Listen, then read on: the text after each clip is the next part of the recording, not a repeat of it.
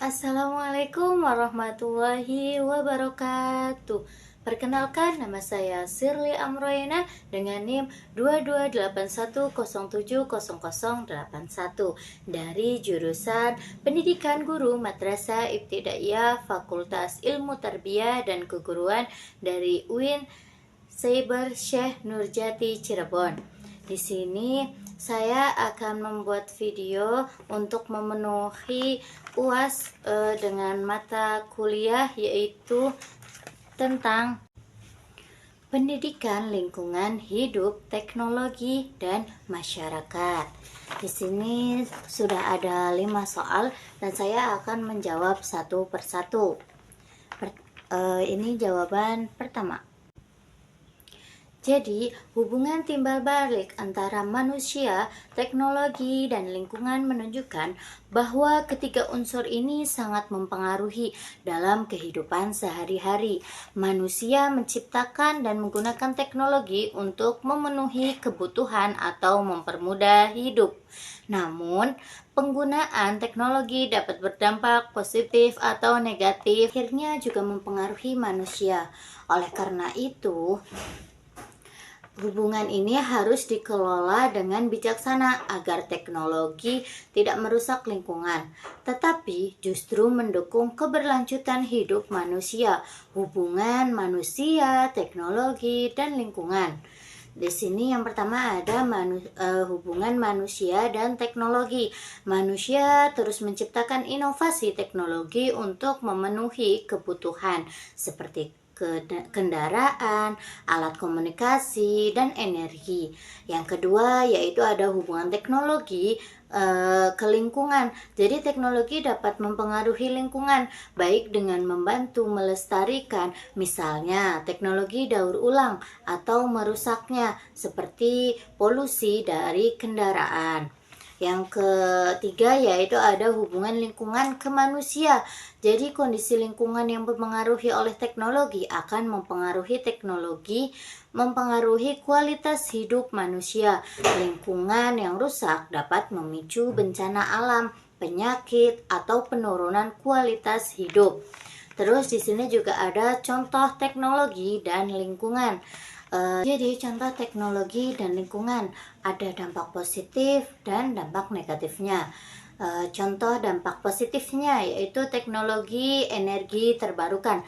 Teknologi seperti surya dan turbin angin mengubah sumber daya alam yang melimpah seperti matahari dan angin menjadi energi listrik. Terus ada contohnya juga ada sistem daur ulang, yaitu mesin dan teknologi daur ulang memungkinkan plastik, kertas, atau logam digunakan kembali sehingga mengurangi sampah. Terus di sini juga ada dampak negatifnya. Dampak negatifnya yaitu ada populasi dari kendaraan bermotor. Terus timah elektronik, produksi dengan penggunaan perangkat elektronik seperti ponsel dan komputer menghasilkan limbah elektronik. Terus di sini juga ada solusi untuk meminimalisir dampak negatif, yaitu seperti ada edukasi dan kesadaran. Terus ada pengolahan limbah, penggunaan teknologi hijau, serta reforestasi. Dampak dapat disimpulkan bahwa teknologi adalah alat yang dapat bermanfaat bagi manusia, tetapi juga bisa menjadi ancaman bagi lingkungan jika tidak digunakan dengan bijak. Kesadaran teknologi sangat penting untuk ditanamkan sejak dini, karena anak-anak adalah generasi penerus yang akan menghadapi dampak dari masalah lingkungan global, seperti perubahan iklim, pencemaran, dan hilangnya keanekaragaman hayati. Dengan memahami pentingnya menjaga lingkungan sejak kecil, siswa dapat tumbuh menjadi individu yang peduli dan bertanggung jawab terhadap ekosistem. Dalam perspektif pendidikan lingkungan hidup, kita bisa merujuk pada teori konstruktivisme oleh Jean Piaget dan experiential learning oleh David Kolb. Piaget menjelaskan bahwa anak-anak belajar melalui pengalaman langsung dan proses berpikir aktif dengan memberikan pengalaman nyata seperti berkebun, mendaur ulang, atau mengamati alam. Mengamati alam, anak-anak akan dapat memahami hubungan antara tindakan mereka dan dampaknya terhadap lingkungan. Terus sementara itu, Kolb menekankan bahwa pembelajaran paling efektif terjadi ketika siswa mengalami merefleksian, yaitu memikirkan dan menerapkan. Misalnya, jika siswa diajak untuk mengeksplorasi efek sampah plastik di pantai, mereka tidak hanya memahami masalahnya secara teoritis, tetapi juga bisa merenungkan dampaknya, berdiskusi tentang solusinya, dan menerapkan langkah-langkah seperti mengurangi penggunaan plastik.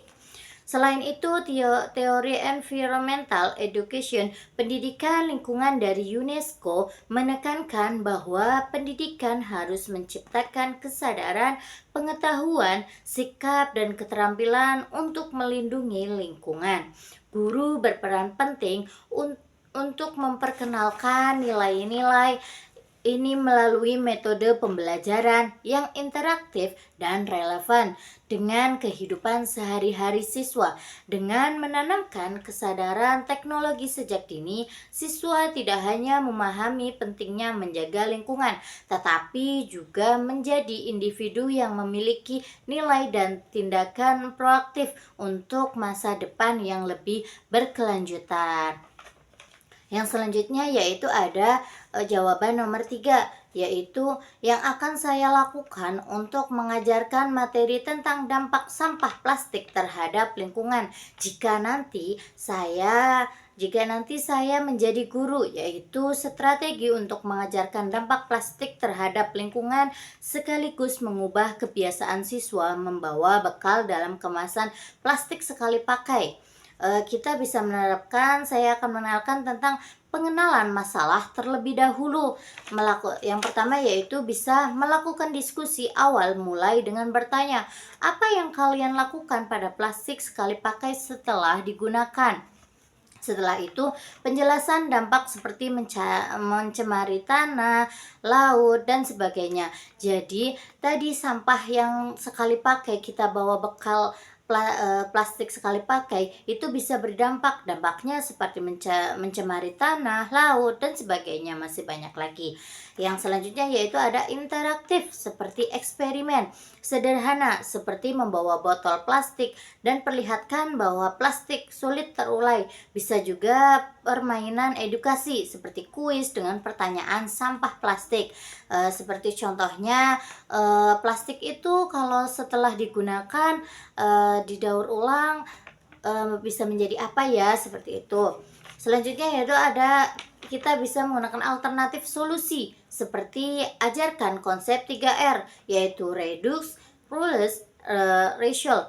Bisa juga demonstrasi praktis. Yang selanjutnya yaitu ada proyek kelas. Jadi kita bisa seperti proyek kelas yaitu seperti hari tanpa plastik, kreativitas daur ulang, terus melibatkan orang tua. Orang tua juga berperan penting dalam keberlanjutannya. Yang selanjutnya yaitu ada evaluasi dan refleksi. Dan setelah itu untuk fasilitas sekolah belum bagaimana menyediakan tempat sampah terpilih bisa melakukan langkah-langkah sebagai berikut. Jika sekolah tersebut belum ada sampah-sampah yang bisa terpilih ya, seperti ada pembuangan sampah, tong sampah, pembuangan sampah plastik, terus ada organik seperti makanan sampah yang tersisa, terus seperti kertas-kertas. Nah, kita bisa melakukan dengan langkah-langkah sebagai berikut, yaitu yang pertama ada edukasi siswa tentang pemilihan sampah seperti pengenalan jenis sampah, simulasi pemilihan. Jadi nanti kita bisa bersama-sama satu kelas dan tentunya gurunya juga bisa praktek langsung untuk milih-milih seperti ini botol plastik ditaruhnya di tempat sampah yang yang plastik, sedangkan yang organik kita taruh di sampah yang organik seperti itu. Seperti sampah sisa kita makan, biasanya kita tersisa kita bisa buang di tempat organik seperti itu. Terus pemanfaatan sumber daya yang ada. Jadi kreativitas dalam solusi membuat tempat sampah terpilah, dan di sampah tersebut bisa ditulis seperti organik, plastik, kertas, serta ajarkan kebiasaan membawa pulang sampah. Jadi kalau tidak ada tong sampah atau pembuangan sampah di situ, kita bisa mengajarkan dengan cara untuk membuang sampahnya ditaruh dulu ke saku, atau bisa kalau besar kita taruh di tas dulu. Nanti kalau kita di rumah sudah ada tempat pembuangan sampah, baru kita buang ke tempat sampah seperti itu. Terus yang selanjutnya ada pengelolaan sampah dengan aktivitas kreatif seperti daun ulang di sekolah dan kompos sederhana. Kita bisa membuat tentang kreatif, tentang membuat ide-ide yang kreatif dengan sampah plastik tersebut. Contohnya seperti ada botol bekas, kita bisa bikin bunga untuk hiasan dinding di meja atau di jendela. Terus selanjutnya yaitu ada dengan pendekatan ini siswa tetap bisa belajar dan bermain juga. Terus rancangan strategi pembelajaran yang mencakup pendekatan atau metode pembelajaran yang digunakan. Nah, setelah kita sudah mengetahui tentang tadi cara-caranya pengelolaan sampah, terus bagaimana memilih sampah, kita akan merancang strategi pembelajaran tentang sampah tersebut. Yang pertama yaitu ada pendekatan. Kita bisa pendekatan melalui experiential learning, pembelajaran berbasis pengalaman. Terus ada metodenya yaitu demonstrasi, diskusi, dan juga bisa diskusi kelompok. Terus yang selanjutnya ada kegiatan pembelajaran, bisa dengan diskusi awal, tanya jawab, perlihatkan contoh sederhana, dan kasih motivasi dan manfaatnya itu untuk apa. Yang selanjutnya yaitu ada kegiatan inti, guru melakukan demonstrasi seperti cara membuat barang baru dari plastik bekas. Yang selanjutnya yaitu ada kegiatan praktis siswa seperti proyek mini, dan nanti menjelaskan apa yang mereka buat. Jadi kita bisa membagi beberapa kelompok, nanti kita bagi ini, misal kelompok 1 membuat bunga dari botol plastik, yang kedua yaitu bisa untuk membuat kipas dari sedotan bekas seperti itu. Terus yang ketiga yaitu kegiatan praktis siswa seperti proyek nanti menjelaskan yang mereka buat. Terus selanjutnya ada refleksi, yaitu siswa diminta menyebutkan manfaat dari barang yang mereka buat. Terus yang selanjutnya yaitu penutup. Kita bisa penutup yaitu guru merangkum konsep daur ulang dan pentingnya kreativitas, serta beri mereka tugas rumah. Jadi supaya di rumah mereka bisa belajar lagi supaya tidak lupa. Yang selanjutnya yaitu kita bisa melakukan evaluasi pembelajaran seperti penilaian kognitif melalui kuis singkat seperti apakah sampah plastik bisa terurai. Jadi seperti itu, seperti kuis-kuis singkat saja. Terus dengan menggunakan strategi ini yang sudah saya sebutkan tadi, siswa dapat memahami konsep daur ulang melalui pengalaman langsungnya. Jadi siswa itu akan lebih mengerti bila dia langsung praktek, tidak hanya teori saja. Seperti itu. Yang selanjutnya yaitu nomor 4. Jawaban nomor 4 yaitu kita bisa melakukan langkah edukasi yang dilakukan secara sederhana. Tujuan kita membantu masyarakat memahami teknologi pengelolaan air bersih tersebut, yaitu dengan cara kita mendekati masyarakat dengan empati, terus memberikan pemahaman dasar, demonstrasi langsung, kita bisa mencontohkan langsung di situ ya, manfaat air itu seperti apa, terus mengadakan pelatihan. mengadakan pelatihan bertahap. Jadi kita bisa memulainya dengan pelan-pelan, tidak langsung kita mendemonstrasikan secara langsung. Jadi takutnya masyarakat itu akan tidak paham dengan apa yang kita bicarakan atau yang kita lakukan kalau tidak bertahap seperti itu. Terus yang selanjutnya ada libatkan masyarakat secara aktif. Jadi kalau kita mau apapun itu nanti kita bisa melakukan dengan libatkan apapun yang kita lakukan, apapun yang akan kita contohkan di situ, kita harus melibatkan masyarakat yang ada di sekitaran situ. Terus jelaskan dampak positif jangka panjangnya. Jadi jangan cuma manfaat untuk 1 minggu atau 1 bulan, tapi untuk berkelanjutannya, untuk selanjutnya jangka panjangnya seperti apa.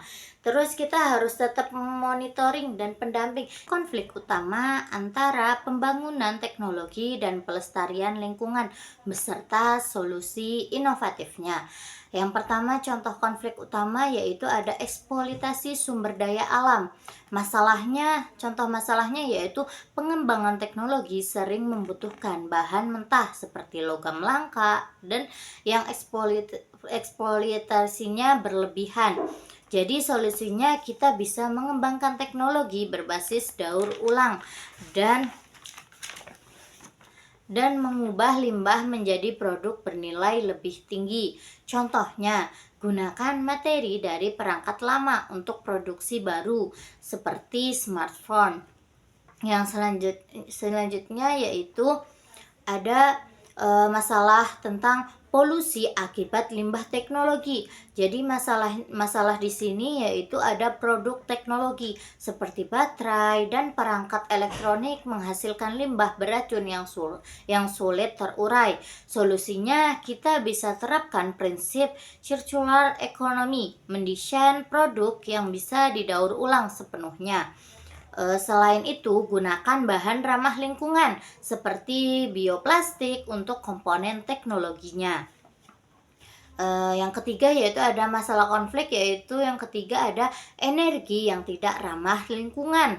Contoh masalahnya banyak teknologi menggunakan energi dari bahan bakar fosil yang meningkatkan emisi karbon.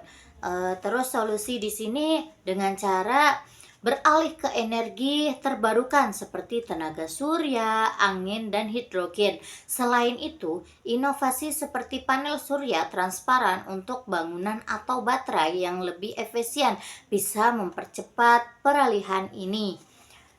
Dengan keseimbangan dapat dicapai dengan dibarengi dengan inovasi menciptakan teknologi yang ramah lingkungan, efisien, dan berbasis solusi jangka panjang. Sekian jawaban singkat UAS tentang mata kuliah Pendidikan Lingkungan Hidup, Teknologi, dan Masyarakat. Kurang lebihnya mohon maaf. Akhir kata, wassalamualaikum warahmatullahi wabarakatuh.